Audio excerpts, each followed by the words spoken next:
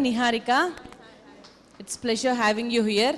And Chiranjeevi గారి fans అధ్యక్షులు రమణస్వామి గారు నిహారిక గారికి బొకేనిచ్చి ఈరోజు వెల్కమ్ చేస్తున్నారు. సో మనందరం కూడా లెట్స్ వెల్కమ్ నిహారిక. నను నీలో ఆపుతూ వెళ్ళిపోమ్మని తరిమేస్తావేలా ఓ మనసా చేరువగా రాయిలా.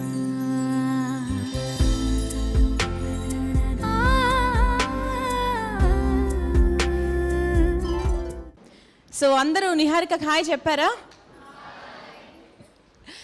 సో ఇంతవరకు నిహారిక గారిని మనము బుల్లితెర మీద చూసాము, ఇప్పుడు వెండితెర మీద చూడబోతున్నాము. ఇప్పుడు మాత్రం ప్రత్యక్షంగా మీ అందరూ చూస్తున్నారు Niharika. So welcome to this great show and thank you so much for giving your time for us. My pleasure, thank you. So Niharika, Oka Manasu సినిమాతో త్వరలో మీరు వెండితెరలో శౌర్య గారితో పాటు మా ముందుకు రాబోతున్నారు. సో ఈ ఎక్స్పీరియన్స్ ఎలా అనిపిస్తుంది? యాంకరింగ్ తర్వాత మిమ్మల్ని ట్రాన్స్ఫార్మ్ చేసుకొని నౌ యూ బికేమ్ హీరోయిన్. అదెలా ఉంది, ఇదెలా ఉంది? If you just compare both of them. TV షోలో ఏంటంటే నాకు ఒంట్లో బాగాలేకపోయినా ఎంత నీరసంగా ఉన్నా ఆ షోకి వచ్చిన తర్వాత నేను హైపర్గానే ఉండాలి. నేను అలా అరవకపోతే అక్కడ పిల్లలకి వాళ్ళకి ఎవరికి అంత ఎక్సైటింగ్గా ఉండదు. సో అది చేయాలి. అండ్ సినిమా ఏంటంటే ఇట్స్ స్క్రిప్ట్, నాకు ఇచ్చింది ఒక గివెన్ స్క్రిప్ట్, నేను ఆ క్యారెక్టర్ లాగానే యాక్ట్ చేయాలి, అలాగే ఉండాలి అనేది. కాబట్టి రెండు డిఫరెంటే. అంటే యాంకరింగ్ కష్టం అనిపించిందా, యాక్టింగ్ కష్టం అనిపించిందా?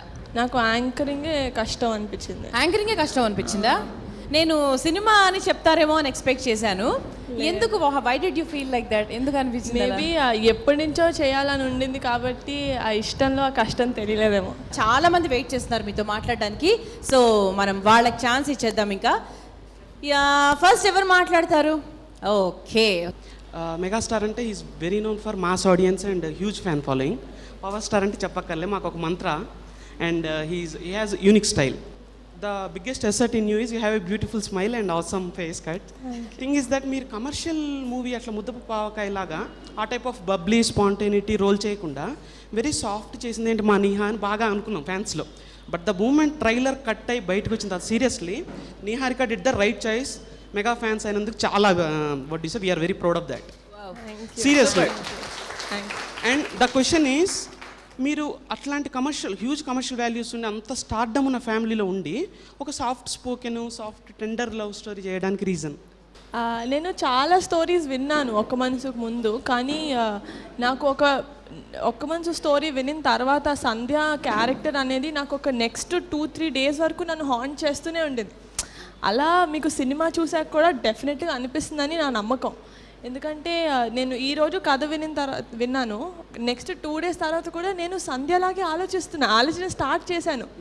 నా దృష్టిలో ఏంటంటే ప్రతి అమ్మాయిలో ఒక సంధ్య అనేది ఉంటుంది. అది మీకు సినిమా చూసాక ఇంకా క్లియర్గా అర్థమవుతుందేమో. సో అది ఒక ట్రూ లవ్ అని కాదు, అది అంతే. సంధ్య అంటే సంధ్య మీనింగ్ అనమాట. రామరాజు గారు కూడా మొన్న వారధి షోలో అట్లా చెప్పారు. మీరు సినిమా చూసి వచ్చిన తర్వాత మీకు నిహారిక కనపడదు, సంధ్య కన్నా క్యారెక్టర్ బయటకు వస్తుంది. డెఫినెట్లీ బబ్లీ అలా చేయకూడదు, అలాంటి క్యారెక్టర్ వస్తే చేయను అని కాదు, కానీ ఈ క్యారెక్టర్లో ఇంకా ఇంటెన్సిటీ ఉందనిపించింది. సో ఫస్ట్ మూవీలో ఇలాంటి ఒక ఇంటెన్సిటీ ఉన్న క్యారెక్టర్తో చేస్తే మీరు ఇప్పుడు అన్నారు కదా ప్రౌడ్గా ఉన్నారని, ఆ ఫీలింగ్ రావడానికి చేశాను. ఐఎమ్ శ్రావణి. హాయ్ నిహారిక గారు. శ్రావణి. నేను మీ యాక్టింగ్ ముందే చూసేస్తున్నాను, అంటే షార్ట్ ఫిలిమ్స్లో. Your super actors. మీరు ఎక్కువ మీ ఫ్యామిలీలో అంటే బాగా క్లోజ్గా మీకు ఇష్టమైన పర్సన్స్ ఎవరైనా 2 members చెప్పరా? అంటే మా నాన్న ఇంకా మా అన్న కాకుండానా, చరణకి చాలా క్లోజ్. అంటే మా అన్న ఎంత ఓన్ బ్రదర్ అయినా చరణ్ మా పెద్దన్న కొడుకైనా నాకు ఏ రోజు అలా అనిపిలా. ఓన్ బ్రదర్ లాగా. ఇప్పుడు కూడా మూవీ ఓకే అయిన తర్వాత ఇంకేం వింటున్నావు స్క్రిప్ట్స్, ఈ స్టోరీ ఎలా ఉండింది అని చాలా కేరింగ్గా అడుగుతాడు క్వశ్చన్స్. అండ్ నాతో ఇంటరాక్షన్లో కూడా అన్నలు ఎలాగా ఏడిపిస్తారు అలాగే చెల్లెలు అంటే చాలా ప్రొటెక్టివ్గా ఉంటారు. కాబట్టి ఆ 2 shades చరణంలో ఉన్నాయి. సో చరణ్ నాకు చాలా క్లోజ్. అండ్ చిరంజీవి డాడీ తోటి అంటే నేను చాలా చిన్నపిల్లని కాబట్టి మేబీ కూర్చొని గంటలు మాట్లాడే అంత కాన్వర్సేషన్ ఉండదు, కానీ ఆయనతో ఉన్న ఒక 5 or 10 minutes వరకు ఎంత తీసుకోవచ్చు అనేది నాకు తెలుసు. ఎందుకంటే చిన్నప్పటి నుంచి ఆయన మూవీస్ చూడడం కానీ, ఆయన షూటింగ్కి వెళ్ళినప్పుడు చూడడం కానీ, ఆయన హార్డ్ వర్క్ పట్ల ఉన్న డిటర్మినేషన్ అదంతా చూస్తే మనం చేస్తుంది ఇంత కూడా లేదు అనిపిస్తుంది. సో అది ఒక ఆన్ గోయింగ్ పుష్ నాకు డాడీని చూసిన ప్రతిసారి. హృదయమా కలుసుకో నాలో నిన్ను, ప్రణయమా కలుపుకో నీలో నన్ను. ఈ తొలి పరిచయమెన్నటిదో ఏ నాటికలో కొనసాగెను మన కథల పులరారిలో. Hi Neha, hi, hello, welcome to this mega world. Thank you అండి. మీరు మాస్ కమ్యూనికేషన్ చేశారు, so that interest on film or this digital world, I like that a lot and I'm happy that you are into this industry. Thank you. Thank you అండి, thank you. And was this web series or that New Year Jabardast program or all this the preparation for your movie? అంటే web series అనేది నాకు ముద్దుపాప ఆవకాయలో acting కన్నా నేను కొంచెం story మటుకు కొంచెం dialogues production నేను చేశాను కాబట్టి నేను ఆ ఆస్పెక్ట్లో ఇంకా ఎక్కువ ఇంట్రెస్టెడ్గా ఉన్న యాక్టింగ్ కంటే. బట్ జబర్దస్త్ చాలా ఫ్రాంక్లీ చెప్పాలంటే నేను ఆ ముందు రోజు రాత్రి వైజాగ్ నుంచి సినిమా షూటింగ్ నుంచి వచ్చా. మా నాన్న అన్నారు ఇలా స్కిట్ అడుగుతున్నారు చేస్తావా అంటే నాకు 0% ఇంట్రెస్ట్ ఉండింది. అస్సలు నాన్న నేను చాలా టైర్డ్ ఉన్నాను, నేను చెయ్యను అని. నాన్న అన్నారు లేదు ఈ ఒక్కటి నా కోసం చెయ్యి అని. సో ఆ రోజు డైరెక్ట్ ఎయిర్పోర్ట్ నుంచి శబ్దాలయాకి వెళ్ళి స్కిట్ చూసుకొని ఒక్కసారి చూసుకొని చాలా బాబు నా వల్ల కాదని చెప్పి వెళ్ళిపోయాను. నెక్స్ట్ డే షూటింగ్లో డైరెక్ట్గా చేసామన్నమాట, అంతే. అసలు ఆ జబర్దస్త్ అనేది అసలు ఇంత కూడా థాట్ లేదు నాకు, ఇంత పెద్ద హిట్ అవుతుంది ఆ ఎపిసోడ్ అంతా అనేది. సో ప్లాట్ఫామ్ అయితే కాదు, బట్ డెఫినెట్లీ అదొక లెర్నింగ్ ఎక్స్పీరియన్స్. ముద్దపప్పు ఆవకాయ అనేది నాకు డెఫినెట్లీ ఒక లెర్నింగ్ ఎక్స్పీరియన్స్ యాక్టింగ్కి. ఓ మనసా చేరువగా రాయిలా, అవునంటూ కోరుకుంది వద్దంటూ ఆపుతోంది, ఏదైనా నా పైన ఉన్న ఇష్టమే కదా. నువ్వెంత దూరం ఉంటే నా శ్వాస గింజుకుంది, ఆమెదానేంటో నువ్వు పోల్చలేనిదా. ఓ మనసా చేరువగా రాయిలా. First of all the best for your upcoming movie ఒక మనసు. Thank you. So in that movie madam మీరు యాక్ట్ చేసినప్పుడు ఏదైనా సీన్ టిపికల్గా ఫీల్ చేసిన సీన్ ఏమైనా ఉందా? అంటే కష్టంగా అనిపించిన సీన్, ఖచ్చితంగా. అంటే ఎక్కువ ఏడ్చే సీన్లు కొంచెం కష్టంగా అనిపిస్తాయి కొందరికి. మరి మీకు అంటే అటువంటి కష్టపడిన సీన్స్ ఏమైనా ఉన్నాయా? ఏడ్చి అంటే సినిమాలో నేను ఎక్కువ ఏడవను, ఎందుకంటే అమ్మాయిలు ఎప్పుడు ఆడారు కదా, ఏడిపిస్తారు కదా. ఊరికే అంటున్నాను. లేదు, సినిమాలో నేను చెప్పాను కదా ఫస్ట్ స్క్రిప్ట్ విన్నప్పుడే నాకు చాలా నచ్చింది. నెక్స్ట్ 2-3 డేస్ కూడా నేను ఒక సంధ్యలాగా ఆలోచిస్తున్నాను కాబట్టి షూటింగ్కి వెళ్ళిన తర్వాత నాకు అంత కష్టంగా అనిపించలేదు. కానీ ఒక్క సీన్ ఏంటంటే మిర్రర్ గ్లాస్ దగ్గర సీన్ అనమాట. కొంచెం కళ్ళు కొంచెం వెట్ ఉండాలి. సో ఫస్ట్ టేక్లో అలాగా వచ్చింది. ఒక కానీ కెమెరా ఏదో ఉండింది, లేదు ఇంకో యాంగిల్లో తీసుకుందాం అన్నారు, అంతే. సెకండ్ టేక్ నుంచి కంట్లో ఒక్క చుక్క వాటర్ రాట్లా. సార్ నా వల్ల కావట్లేదు సార్, వాటర్ రావట్లేదు అని. బట్ చాలా ఇంపార్టెంట్ సీన్ అది మూవీలో.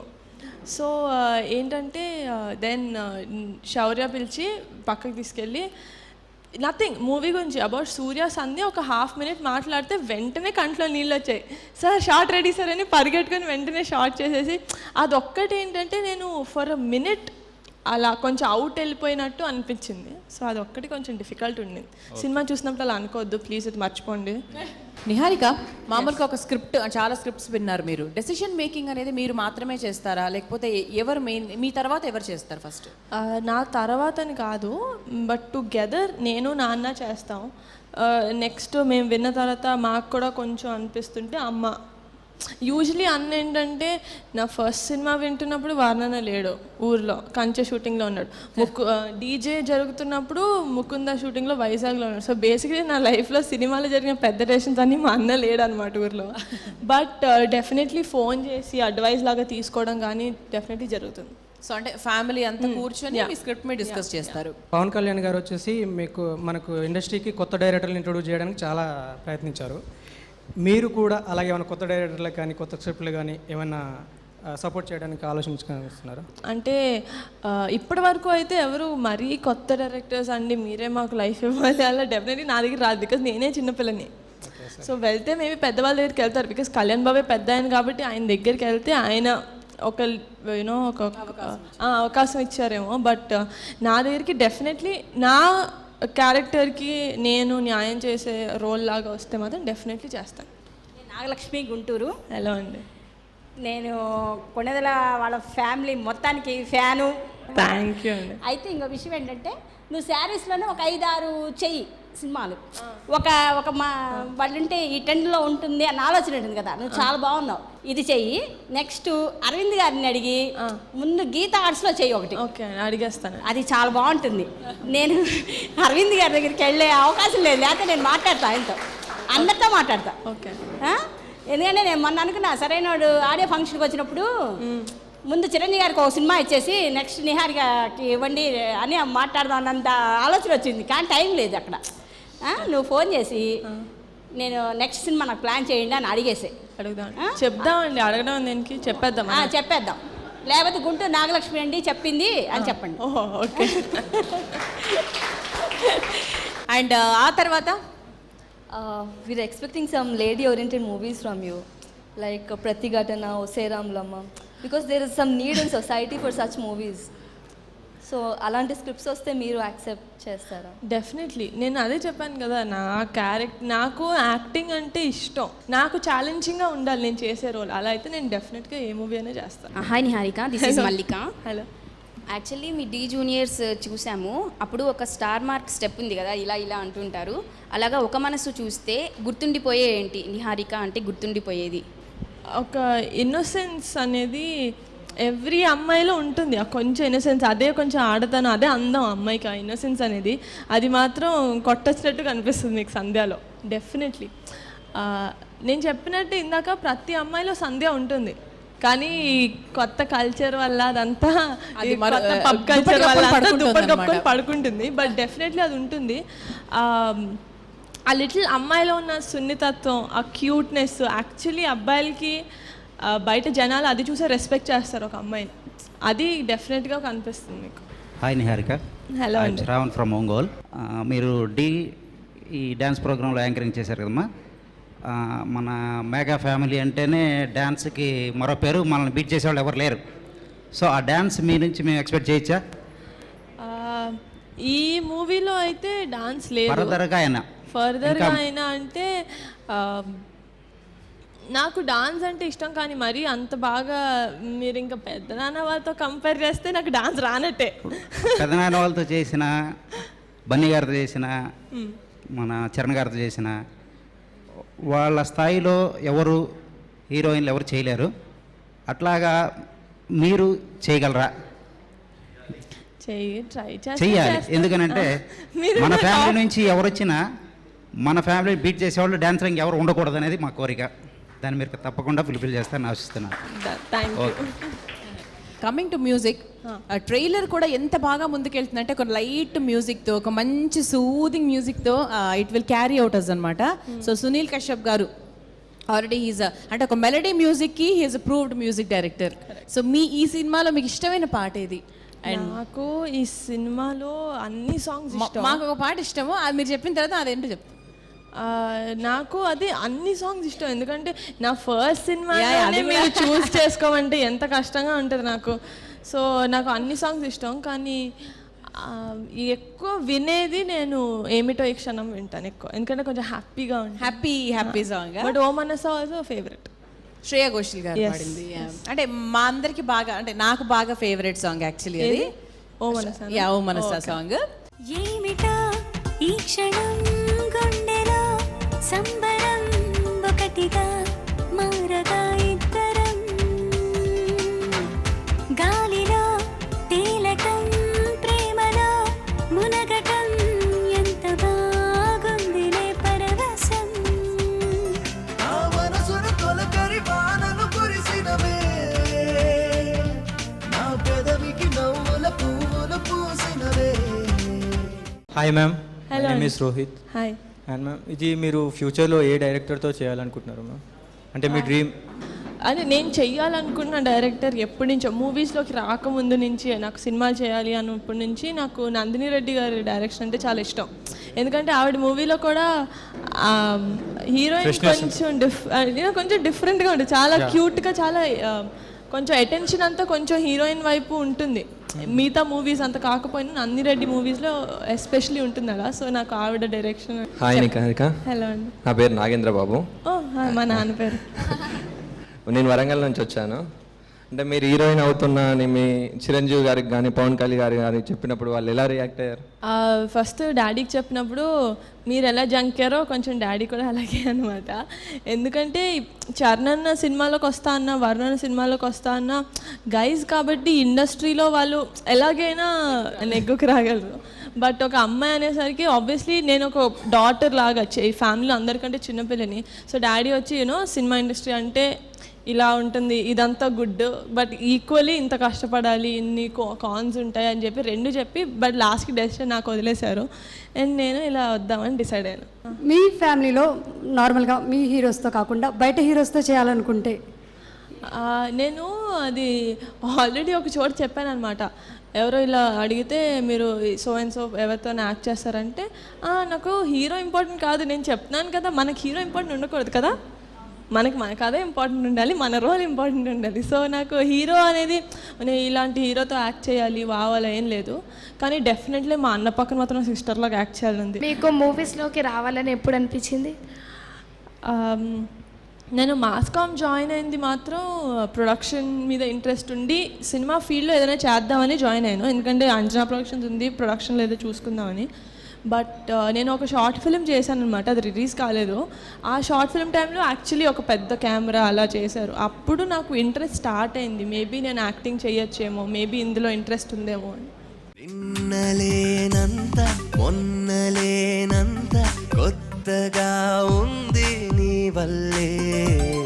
ఏమిటి వింత నమ్మలేనంత ఆదమరుపంత నీ వల్లే.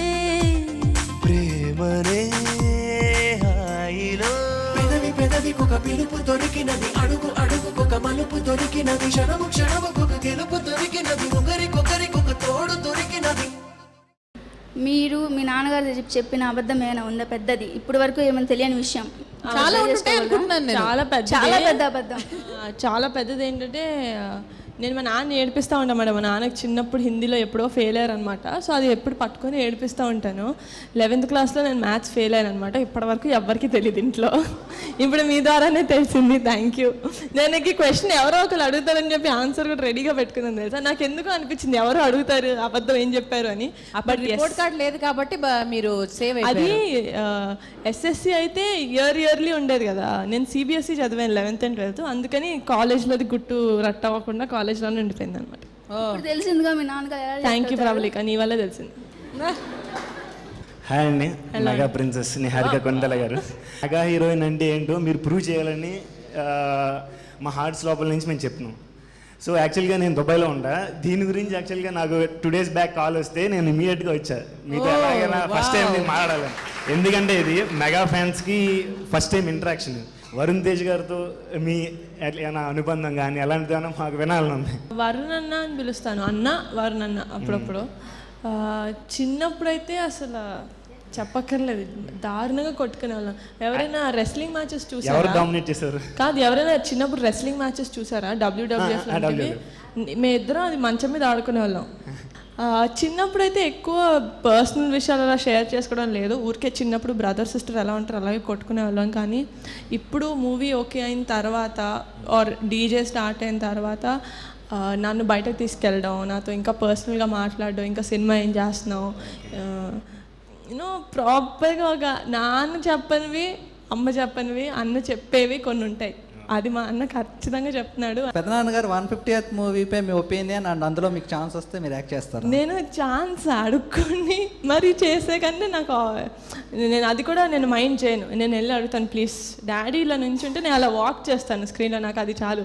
150th మూవీ నుంచి నేను నిజంగా చెప్తున్నాను, మీకంటే ఎక్కువ నేనే వెయిట్ చేస్తున్నాను. ఎక్స్పెక్టేషన్స్ అంటే మామూలుగా లేదు. ఫస్ట్ నాకు సినిమా రేపు రిలీజ్ అనగా నాకు ఈరోజు నిద్రపడతలేదో కూడా డౌటే, నా సినిమా కంటే ఎక్కువ. సో అంత వెయిట్ చేస్తున్నాను నేను డాడీ మూవీ కోసం. So let's see, super duper hit చేసేద్దాం. ఓకేనా? ఎక్కడున్నారో నా పేరు కనిపించింది. కిరణ్. మీ నాన్నగారు మీకు ఇచ్చిన మర్చిపోలేని గిఫ్ట్ ఏమో?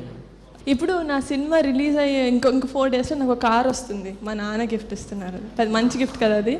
అండ్ మా కోసం ఏదైనా ఈ మూవీలో నుంచి ఒక డైలాగ్. ప్రేమకు చావలేదంటారు కదా సార్, అలాంటప్పుడు చచ్చేంత ప్రేమ ఎలా పుడుతుంది? అదే ప్రేమకు చావలేదంటారు కదా సూర్య, అలాంటప్పుడు చచ్చేంత ప్రేమ ఎలా పుడుతుంది?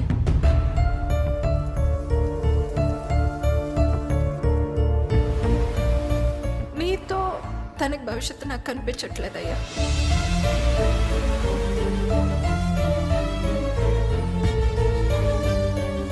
నేను కాకుండా నీకు ఇంకో జీవితం ఉంది సంధ్య.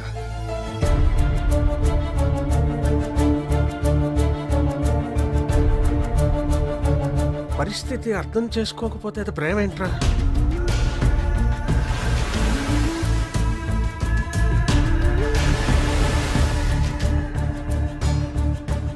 నీ మీద ప్రేమ చావదు, ఇంకొకరి మీద ప్రేమ పుట్టదు సూర్య.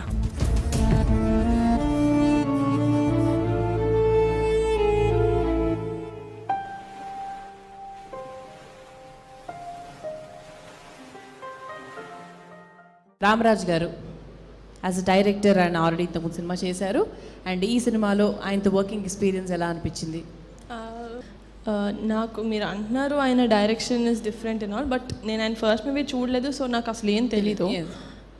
కానీ ఈ మూవీ చేసేటప్పుడు మాత్రం మేము ముగ్గురం సింక్లో ఉన్నామని చెప్పాలి. నేను, రామరాజ్ గారు, mostly me and Shaurya, because తనకి సూర్య క్యారెక్టర్ ఎంత నచ్చి ఎంత కనెక్ట్ అయ్యాడో నాకు సంధ్య క్యారెక్టర్ అంతే నచ్చి అంతే కనెక్ట్ అయ్యాం. కాబట్టి మేము షూటింగ్ చేసిన తర్వాత మాకు రెండోసారి ఒకసారి స్క్రిప్ట్ పేపర్ ఇవ్వండి సార్, డైలాగ్ మర్చిపోయామన్న సిచ్యువేషన్ ఎప్పుడు రాలా. అంటే మధ్యలో డైలాగ్ మర్చిపోవడాలు అలాంటివి ఎప్పుడు జరగల.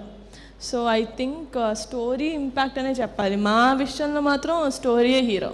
సో ఇంకా ఫైనల్లీ అబౌట్ ద మూవీ, నాకు చాలా స్పెషల్ అండి ఈ మూవీ. ఎందుకంటే నా ఫస్ట్ సినిమా అని కాదు, కానీ నేను స్క్రిప్ట్ విన్నాక అదొక మ్యాజిక్ మూమెంట్ లాగా అయింది నాకు. ఈ మూవీ చూసిన తర్వాత ప్రతి ఆడియన్స్లో కూడా ఒక అబ్బాయి అనుకుంటాడు, అరే ఇంతగా లవ్ చేసే ఒక అమ్మాయి ఉండాలి నాకు అని. ఒక అమ్మాయి అనుకుంటుంది, సూర్య అంత లవ్ చేసే ఒక అబ్బాయి ఉండాలి నాకు అని. అండ్ డెఫినెట్లీ పేరెంట్స్కి కూడా, ఇది ఒత్తి లవ్ స్టోరీ కాదు, పేరెంట్స్కి కూడా ఒక రెస్పెక్ట్ ఉన్న మూవీ ఇది. యూనో డెఫినెట్లీ హౌ హీరో ఎలా రెస్పెక్ట్ చేస్తాడు వాళ్ళ ఫాదర్ని అనేది చాలా ఎలిమెంట్స్ ఉన్నాయి ఈ మూవీలో దట్ ఈ మధ్య కాల సినిమాలో నేను చూడలేంది. సో డెఫినెట్లీ మీరు చూసి ఎంకరేజ్ చేస్తారని కోరుకుంటున్నాను. Thank you so much Niharika. Thank you so much. Thank you అండి. మీరు ఎక్కడి నుంచో వచ్చారు, Nellore, Warangal, Dubai. Thank you so much.